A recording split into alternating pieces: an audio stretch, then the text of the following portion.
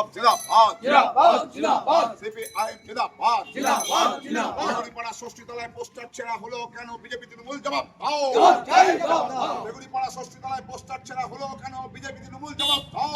চাই জবাব দাও এই তৃণমূল বিজেপির চক্রান্তের বিরুদ্ধে সমস্ত মানুষ এক হও।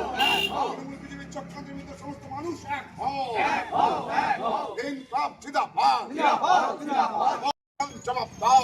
চাই জবাব দাও অবিলম্বে নির্বাচন কমিশনকে কার্যকরী পদক্ষেপ নিতে হবে। দিতে হবে দিতে হবে অবিলম্বে প্রশাসনকে কার্যকরী পদক্ষেপ নিতে হবে। দিতে হবে দিতে হবে পোস্টার ছেড়ে সিপিএম এর গণ আন্দোলনকে দমন করা যায়নি, যাবে না। যায়নি যাবে না পোস্টার ছেড়ে সিপিএম এর গণ আন্দোলনকে দমন করা যায়নি, যাবে না। যায়নি যাবে না তাই তো মানুষ সিদ্ধান্ত বাবু গতকাল রাত্রিবেলায় আমি 11:30টার সময় একটি অনুষ্ঠান থেকে ফিরেছি। তখনও এই পোস্টারটা আমাদের পেছনে যেটা আপনারা ছবি তুললেন, এই পোস্টারটা অক্ষত ছিল।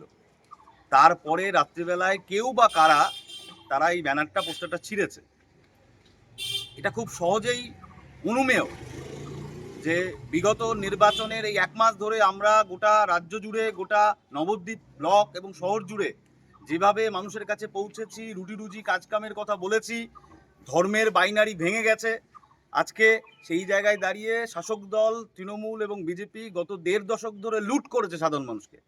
দিনের বেলায় মুখ দেখাতে ভয় পায়, রাত্রেবেলায় তাই চোরের মতো চুপি চুপি তারা আমাদের ফ্লেক্স, ব্যানার, ফেস্টুন ছিটছে।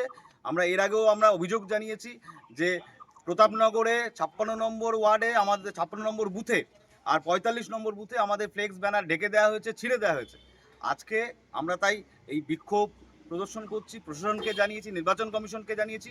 সাধারণ মানুষ চিৎকার করছে যে নির্বাচন কমিশন, সুষ্ঠু নির্বাচন কমিশন নির্বাচন করার কথা বলেছে, আর নবদ্বীপে যারা শান্তির দূত বলে যারা প্রচার করে নিজেদের, তাদের আমলে, তাদের প্রশ্রয়ে দুষ্কৃতীরা এই তেঘরিপাড়া এই অঞ্চলের সংস্কৃতি এরকম ছিল না কোনোদিন। নবদ্বীপের সংস্কৃতি এরকম কোনোদিন ছিল না। আমরা কোনোদিন সহাবস্থান করেছে সব দলের, সব রাজনৈতিক দলের ফ্লেক্স, ব্যানার, ফেস্টুন পাশাপাশি ছিল। কোনোদিন এই জিনিস হয়নি। কি চাইছেন? আজকে যে ঘটনা ঘটলো, এই ঘটনা সাধারণ মানুষ আগামী 29 তারিখ ব্যালট বক্সে জবাব দেবে। আমরা চাইছি যে নির্বাচন কমিশন পদক্ষেপ গ্রহণ করুক, স্থানীয় প্রশাসন তারা পদক্ষেপ গ্রহণ করুক, এবং সাধারণ মানুষের কাছে আমরা আবেদন করছি যে রুটি রুজির কাজের প্রশ্নে আমরা লড়াই করছি। যারা এই লড়াইকে আমাদেরকে দমিয়ে দেওয়ার চেষ্টা করছে, তাদেরকে আমরা ধিক্কার জানাই, এবং সাধারণ মানুষের সঙ্গে আমরাও বলছি যে দোষীদের অবিলম্বে গ্রেপ্তার জানাতে হবে। আপনার নাম? আমার নাম স্বর্ণেন্দু সিংহ, সিপিআইএম 84 নম্বর বিধানসভা কেন্দ্র থেকে সিপিআইএম প্রার্থী।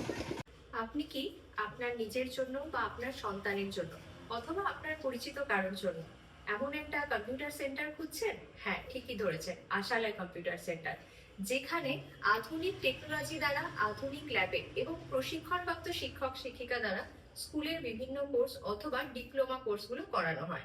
আশালয় কম্পিউটার সেন্টার হচ্ছে একেবারে সরকার অনুমোদিত এবং রাষ্ট্রীয় যুব কম্পিউটার প্রশিক্ষণ কেন্দ্র দ্বারা স্বীকৃত এবং ISO সার্টিফাইড। আশালয় কম্পিউটার সেন্টারে ভর্তির প্রক্রিয়া শুরু হয়ে গেছে এবং সিট কিন্তু লিমিটেড, তাই দেরি না করে সত্বর যোগাযোগ করো।